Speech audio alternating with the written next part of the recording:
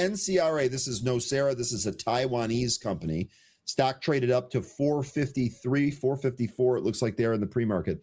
NCRA shares are trading higher after the company announced it acquired a 30% interest in QMax technology. Now, I will just say this right off the bat. I'm not sure what QMax is. I'm sure we can get that from the press release, but I'm also sure that 13 has already done that, so I won't waste any time. Quick peek at the short interest here. Wow, we must have had, it looks like our float was recently adjusted here. Did we have a recent split? Let's see. Yes. Indeed, we had a recent reverse split, a 1 for 30. This happened on July 7th, so it is 21 days old. That is going to affect the float here. So the float, the percent of float short was just roughly anywhere between 2 and 3% prior to the split. It says it's 39% now.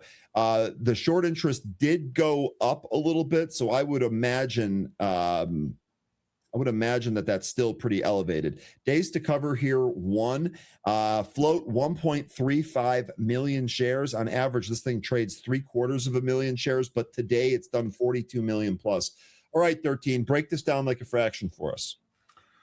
So this, it's taking a 30% stake in QMax, which is a Taiwan-based authorized distributor for Micron and Crucial memory and storage products. Great piece of news, seeing as how there's still a lot of demand for that. What's also interesting is that if you look at the last piece of the last section of news they have, which is back on July 8th, you'll see that they also acquired an equity stake in Energex, INERGX, and they're expanding their AI energy infrastructure and battery storage platform. That also caused the stock to pop that day. It went as high as $390, right about where the price is right now, and it came right back down. We only saw $3 after that move, which happened in the pre-market that day, and then it just went back to trading sideways.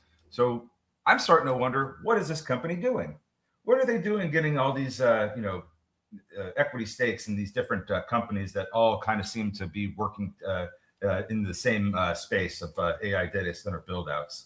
That's very interesting to me. So I don't know if we're going to see we'll probably end up seeing the same thing that happened on July 8th, where this trades up. It might go on a regular session, run for a little bit, and come back in.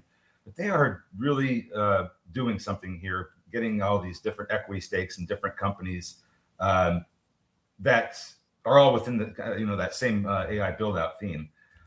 Don't know. I haven't looked into exactly what they're trying to do here, but they are in the industry of construction and engineering, and I thought that was pretty interesting. But unfortunately, the company only has a little bit of revenue, some cash, and it's not profitable. And it has a 1.35 million share float, so this could get pushed around pretty easily, and then get yanked right from underneath our feet and come in. So thinking maybe not right now is the time, as this is already kind of gone on the run, and I feel like this would be chasing. I'd be interested to see what happens after the open, but I feel like this also needs a little bit more due diligence, because there's something going on here with NCRA that they're working on, with taking all of these equity stakes within these this ecosystem of building out data centers. So something I think that would maybe, if you're interested in it, you could look into further. But I just am a little concerned about a repeat of what happened on July 8th with that same kind of news. Okay, so this is what actually happened per AI in plain English. NCRA issued 300,000 shares. It's about $408,000 of value to acquire economic control of 30% of QMax.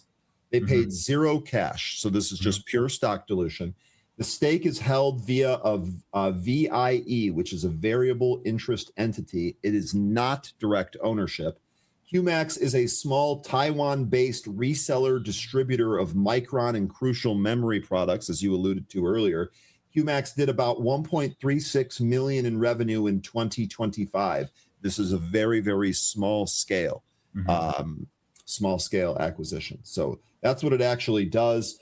They purchased stock for $408,000, or they used stock to purchase the company for $408,000. The revenue that they acquire is 1.36 million. So it's likely a low margin distribution. It's not meaningless, but this certainly doesn't transform the business.